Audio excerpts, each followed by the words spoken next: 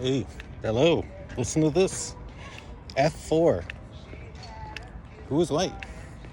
It was me. It was me. I played F4. F4. Yes, you heard right. Not C4. F4. Trying something new. Other side of the board. Mixing it up.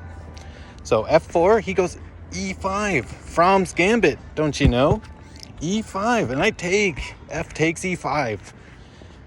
And he pushes D6. Fromm's Gambit.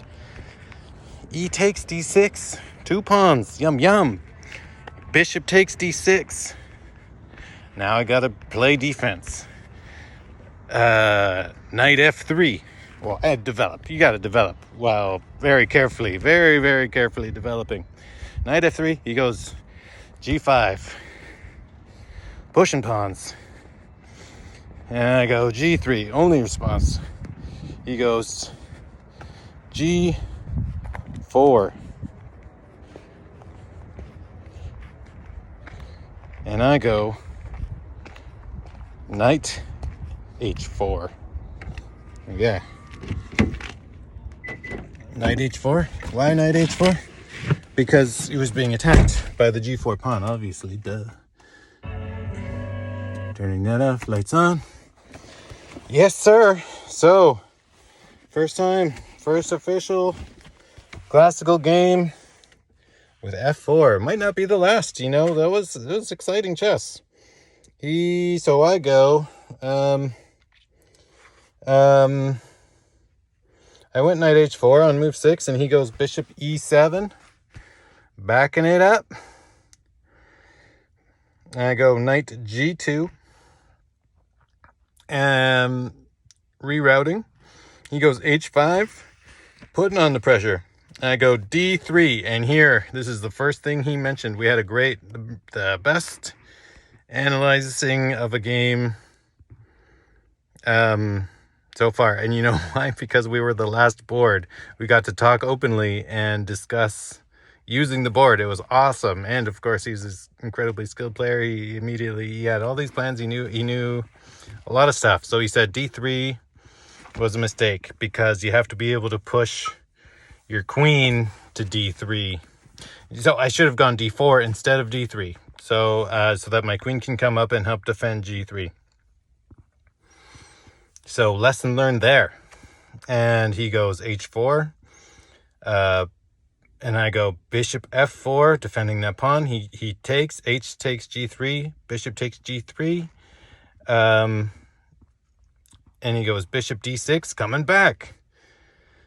And I go Knight F4. And I wrote the times down. He goes Knight E7. And I'm up 10 minutes on the clock. He's had to think more than me. Isn't that incredible? Because luckily I practiced this Fromm's Gambit with the computer like all day, as much as I could. I quickly tried over and over and over again just to see all the little things, all the possibilities that a high level computer would do. And he did Fromm's Gambit every time. Anyway, so I luckily had all this stuff in my short-term memory. So I go E3 after he goes Knight E7. Move 12, I go E3. He goes, it's only been 4 minutes, so look at me go. I'm powering. Okay, Knight D6. Nope, sorry. I go E3, he goes Knight D5. And oh yeah, that's in response to of course the knight, and all the pressure that's coming in on my pieces there. Just supporting and developing, and just overall it was that or E4, and we sort of discussed that for a sec, and that it didn't work. It doesn't stop his knight anyway. I thought it would prevent which squares he could go to. He couldn't directly attack my bishop if I went E4. But anyway, I went E3 to defend the knight, and I think that was right. he goes knight d5, coming at that knight anyway. And I go queen d2, and he was surprised by that. He would have thought queen e2 made more sense. Maybe he did, but I wanted him to be able to reach that knight too. If there was a bunch of trades, I wanted him to be in on the action. He could have brought his queen in to this little fight happening on that square, knight f4. On f4, yeah, where my knight is. I'm talking fast, I'm sorry. Knight takes, so I went queen d2, and he goes knight takes f4, and I go e takes f4, and he goes knight c6, and then I go queen e3 check, which, he's like, why didn't you just go knight c3 and castle and get yourself out of trouble? I had an explanation. I said that I didn't want my knight to get pinned there. I wanted to get my knight to e5, so I was waiting for a route that didn't involve putting my knight on c3. I wanted to go either d2 or even a3 to be able to make my way over to e5, and I didn't want him pinned there. And like he said it, I was seeing ghosts. The pin was nothing to worry about. But anyway, so I in fear and wanting to change up the position a little bit, I went queen e3 check, and he blocks with his bishop e6, and I went bishop e2,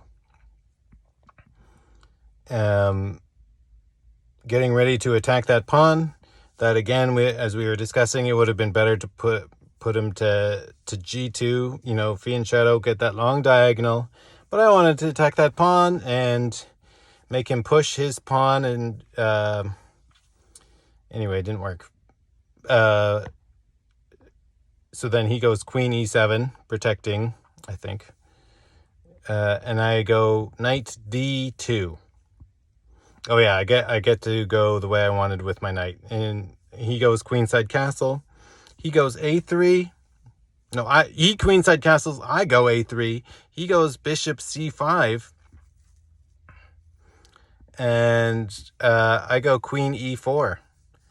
And he goes f5. And so bishop c5 is attacking my queen. I only had one square, I think, and I went to e4. It gets really tight. He goes f5, attacking the queen. My only good option, or the only option at all that didn't hang, if I went down to say g2, then his light square bishop would have done this attack, and it would have been bad. So I went queen a4, and he goes bishop d5, and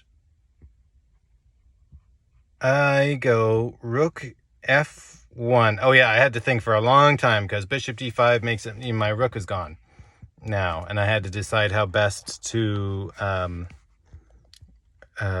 deal with the fact that I'm losing a pawn or a rook. And I made it so that I almost threw out some really stupid stuff, but I minimized the damage, and I was just down in exchange.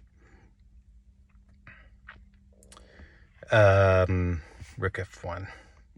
So I go rook f1, and he goes bishop g2. And, now my rook is gone. So I queenside castle here, and I do this in full knowledge that my light square bishop is hanging, but it's a trap, because if he takes the bishop with his queen, I slide my rook over, and the queen is trapped. It's got no safe squares. But he didn't hang his queen. Come on. You gotta know you're playing professionals, and that they're gonna see this stuff. But anyway, at least I got to queenside castle. It wasn't bad regardless if he took the trap or not. So that trap being there allowed me to queenside castle, and now I finally got him to safety. So he takes my rook, bishop takes f1, and I take back bishop takes f1, and rook h to e8, and I go bishop g2, finally in the right spot to put in that pressure. It's a bit too late, but whatever. He goes knight d4, and I go king b1, because I was worried about the check on was it e2? Yeah, if he went knight d4, he can knight d4. Yeah, e2. Yes, he could have gone to knight e2 with check and maybe steal my dark square bishop and cause some problems. So I went king b1. He goes queen d7, which I was not expecting. And now our time is about equal. It looks like 26 and 27. He's up now. My time advantage is gone. Queen c4.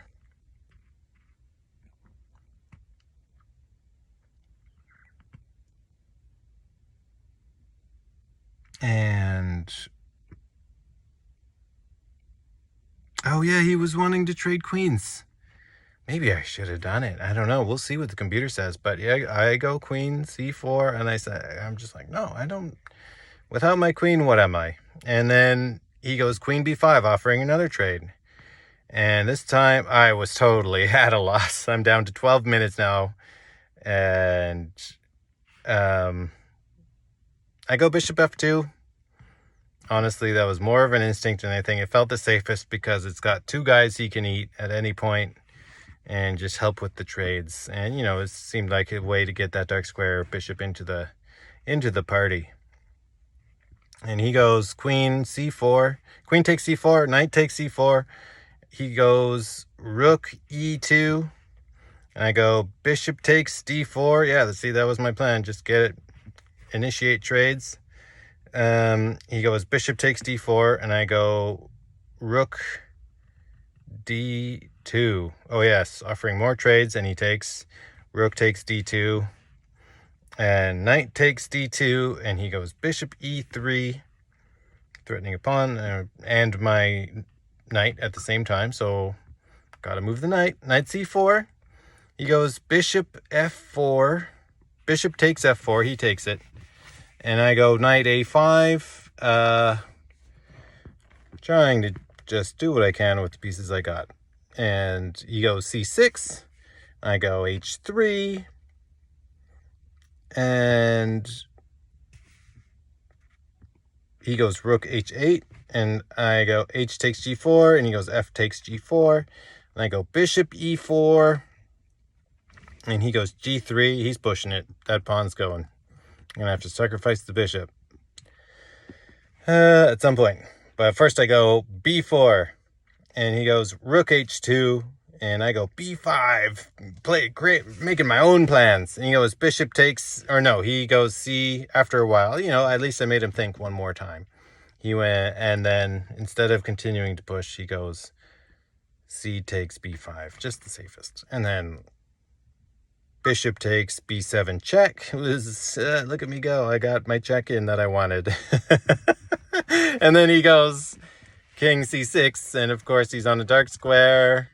Can't move anything. There's nothing I can do. I'm down to 3 minutes on the clock.